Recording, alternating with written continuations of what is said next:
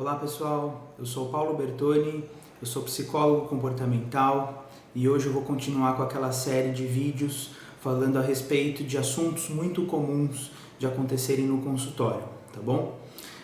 O assunto de hoje é a ansiedade, assunto muito famoso, porém existem muitas confusões aí entre nós terapeutas e também no senso comum a respeito do tema, então eu vou desmistificar algumas coisas e vou falar sobre a forma tradicional do behaviorismo de tratar o assunto, ok? Antes de mais nada, é preciso entender quando a ansiedade acontece. Ela acontece em momentos onde a gente tem algum problema que a gente não sabe como resolver ou não se sente apto o suficiente para resolver. Na linguagem comportamental, a gente diz que o paciente não tem muito repertório para conseguir resolver aquele determinado conflito, para conseguir lidar com aquela determinada situação. Por exemplo, desemprego, dívidas, um assalto, uma agressão, uma nova responsabilidade, o primeiro dia de aula, enfim, essas situações que pegam a gente um pouco no contrapé, né? Para ficar didático, eu vou falar para vocês sobre o que é a ansiedade, desrespeitando um pouquinho a rigidez científica da análise do comportamento, ok? Então, se tiver alguém que não é leigo aí do outro lado, vocês me perdoem o deslize, né? Me deem licença para esse procedimento que vai ficar um pouco mais didático para o pessoal que ainda não conhece muito bem da nossa forma de entender o mundo, tá? Bom, a ansiedade, ela se expressa, ela acontece de três maneiras: sensações corporais, pensamentos e comportamentos públicos, esses que todo mundo vê. Sensações corporais são, por exemplo, taquicardia, nosso coração bater rápido, sudorese, aquela sensação de nossa, de estar suando frio, ruborização, que é a gente ficar vermelho, o apetite aumentar, o sono diminuir, a imunidade abaixar, então a gente fica muito mais suscetível a infecções, fica doente, herpes, gripe, esse tipo de coisa. Sem contar as doenças autoimunes, que também acontecem com pessoas que têm esse perfil psicológico, e outras doenças gastrointestinais, como a diarreia, como, por exemplo, o refluxo e assim por diante, né? Então, essas são as sensações corporais, algumas das sensações corporais que acontecem com a gente numa situação de ansiedade. Os pensamentos geralmente são pensamentos muito insistentes, então eles se repetem, eles são difíceis da gente se livrar deles, né? E ao mesmo tempo eles têm um cunho muito catastrófico, algo muito ruim está para acontecer comigo uma vez que eu estou nessa situação. O pensamento ansioso, então, ele é muito insistente e muito catastrófico, ok?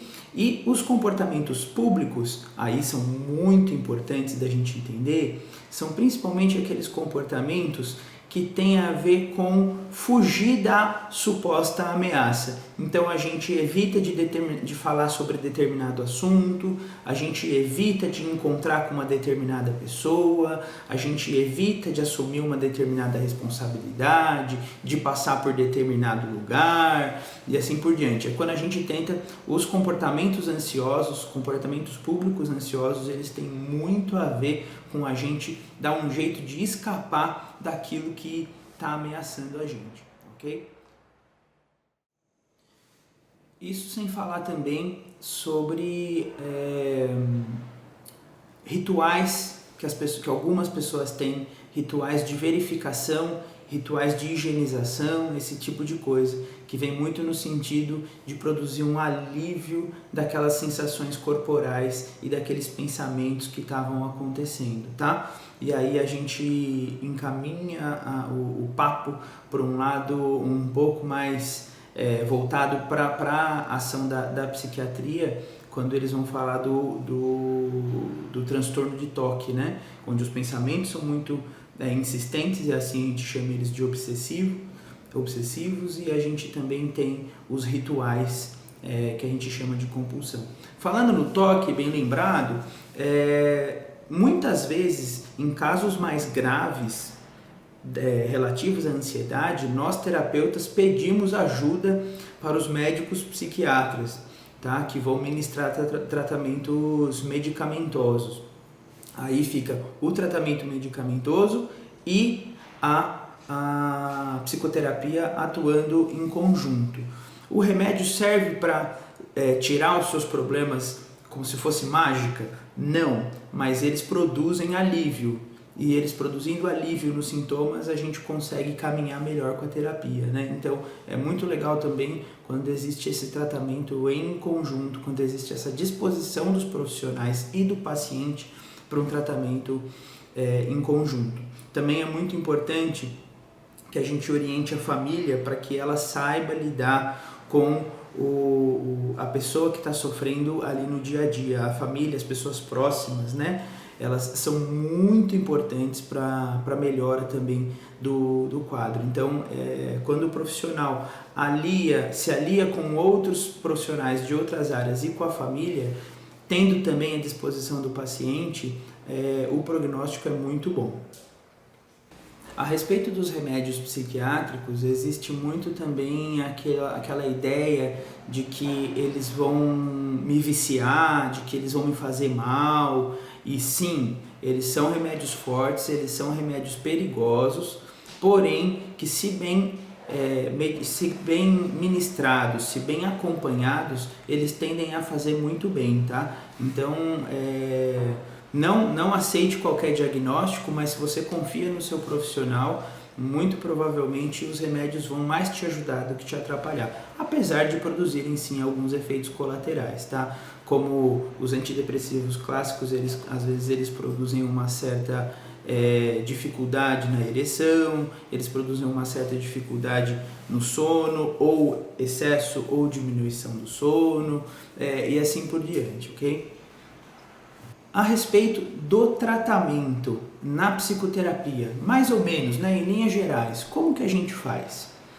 A primeira noção que eu tento ensinar para os meus pacientes é a seguinte: você não faz o que faz porque você é ansioso, ok? A ansiedade, ela é só uma forma de rotular os seus sintomas, ela é só uma forma de dar nome para o teu sofrimento.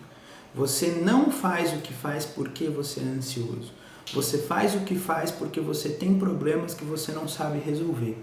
E na terapia a gente vai descobrir quais são esses problemas, como eles acontecem, quando eles acontecem, vamos entendê-los, vamos analisá-los, vamos acolhê-los e vamos começar a desenvolver estratégias para melhorar. A gente vai começar a tentar ensinar novos comportamentos para vocês, para que vocês possam sair daquela situação tão traumática, tá? Então, em linhas gerais, é dessa forma que funciona a terapia da ansiedade. Seja você classificado, rotulado, independente do nome, né? Você pode chegar, muitas vezes os pacientes chegam pra gente falando, não, porque eu tenho um diagnóstico de toque, eu tenho um diagnóstico de hipocondria, um diagnóstico de síndrome do pânico, enfim. Em linhas gerais é assim que a gente trabalha, entendendo mais a fundo como é que acontece a sua vida e desenvolvendo estratégias frente a essas questões, ok? Por último, é preciso dizer que é um processo longo, a terapia de casos mais graves de ansiedade é um processo longo, mas que se há experiência suficiente e estudo suficiente do terapeuta, dos outros profissionais envolvidos e abertura do paciente, abertura da família, a gente consegue, hoje em dia a ciência já chegou num momento que a gente consegue produzir resultados muito eficazes. Então, se você precisar de ajuda, procure um profissional. Se você estiver aqui na nossa área, procure por nós lá no consultório. A gente tem as redes sociais todas por aí, pode procurar a gente também pelos telefones abaixo e até a próxima. Até mais.